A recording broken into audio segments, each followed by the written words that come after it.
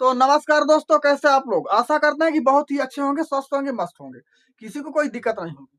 तो आइए आज हम एक सोशल मीडिया में एक बात बड़ी तेजी से वायरल हो रही है, नहीं फैल रही है, यूजीसी को लेकर के। बच्चों, आप लोग भी एक बात ध्यान कर लीजिए कि आप लोग यहाँ पढ़ने आते हैं, कुछ सीखने आते हैं। तो सीखने का जब मौका मिले ना, तो हमेशा कुछ सीखते रहिएगा, क्योंकि देखो टाइम इज मनी, समय सबसे बड़ा आपका धन है। और आप लोग भैया, आप तो सोशल मीडिया के लोग हैं, आपसे मैं एक बात कहना चाहता हूँ कि हमारी यूजीसी को लेकर के जितने भी टीचर हैं या जितने न्यूज चैनल के लोग हैं, आज सब लोगों ने अपनी अपनी वास्तविकता बता दी। आवाज ओझा का आपने नाम सुना होगा। थोड़ा सा मैं यूजीसी के बारे में आपको समझा देता हूँ, ताकि आप लोगों को दिक्कत ना हो। आप ये ना कहें कि भैया आपने बताया नहीं, सिर्फ बातों में रह गए। तो यूजीसी एक्ट के बारे में, आपको यूजीसी एक्ट का मतलब है, आपको 1956 की बात हम बताते हैं। 1956 19 यानी यूजीसी एक्ट आपको 1956 में आया था, उसके तहत है। और आपका यूनिवर्सिटी ग्रांट कमीशन, इसका फुल फॉर्म है यूजीसी का। तो मैं लिख देता हूँ ताकि आप लोगों को समझ में आने लगे। ठीक है, तो देखिए दोस्तों, यूजीसी, ठीक है, समझ में आई? ग्रांट्स ग्रांट्स कमीशन,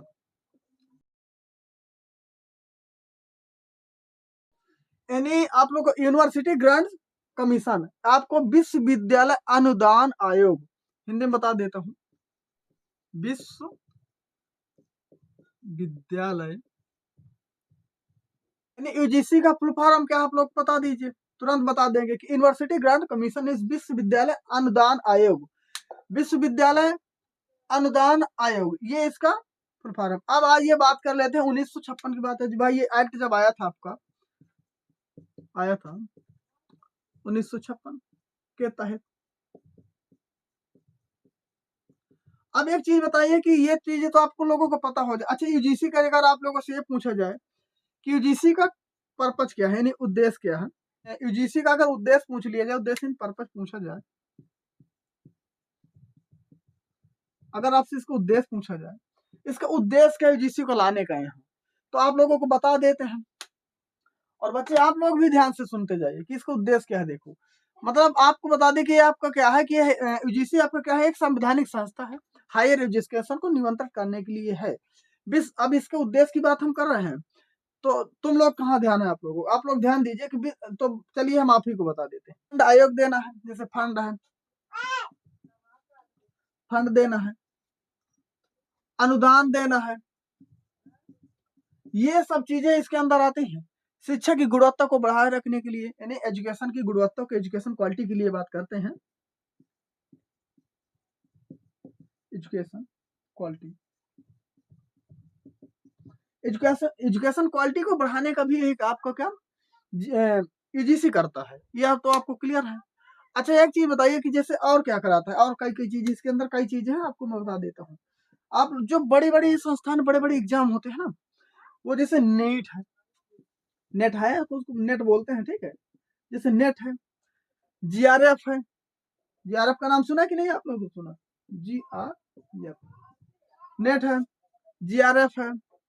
आज के एग्जाम जैसे लेक्चरार होते हैं, लेक्चरार मैं यहाँ लिख देता हूँ, लेक्चरार हो गए, इन सब की परीक्षा करवाना। जैसे असिस्टेंट प्रोफेसर है, असिस्टेंट प्रोफेसर आपको बता देता हूँ, assistant assistant professor, assistant professor, इन सब की परीक्षा करवाना यूजीसी का काम है।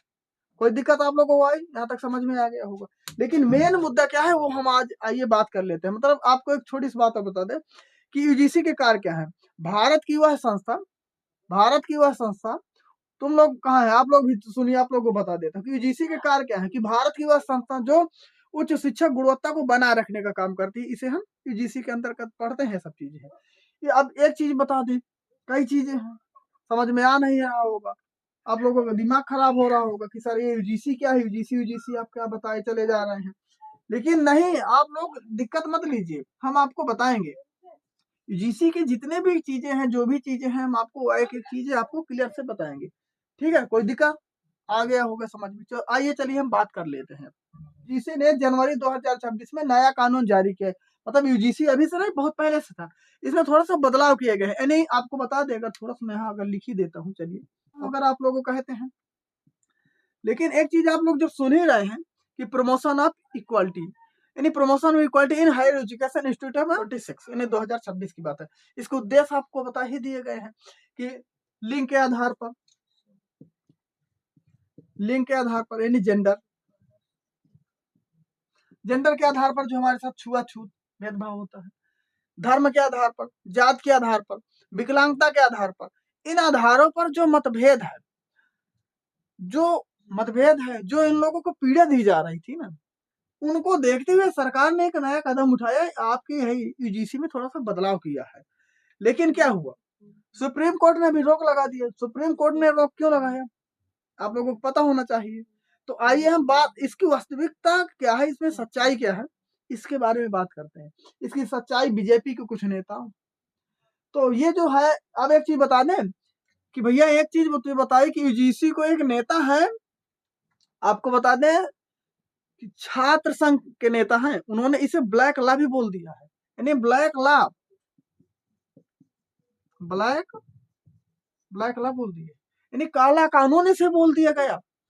किसके द्वारा पता है आप लोगों को, यानी छात्र संघ के वो क्या थे, अध्यक्ष थे, और उन्होंने यूजीसी को, यानी मोदी जी का जो कानून बनाया, मोदी जी ने जो संसद में बिल पास हुआ, उनको भैया ये लोग समझ लो क्या बोल दिए, ब्लैक लॉ बोल दिए। आप लोग समझिए। तो आज की वास्तविकता को हम आपको बताएंगे, आप लोग जानिए वास्तविकता क्या है, इनका उद्देश्य क्या है। ये लोग कहते हैं कि भैया हम हिंदू राष्ट्र बनाएंगे।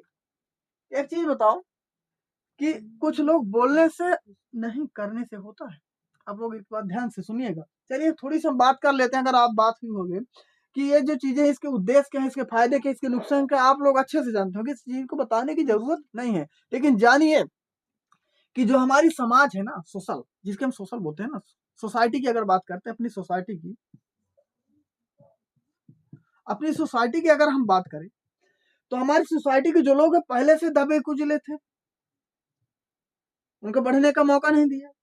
अगर बढ़ने का उनको मौका मिल रहा है, और उनके साथ जो अन्याय, जो अत्याचार हो रहा था, अन्याय हो रहा था, जो लोगों को दिखता था, तो इसमें यूजीसी ने एक नियम को बनाया।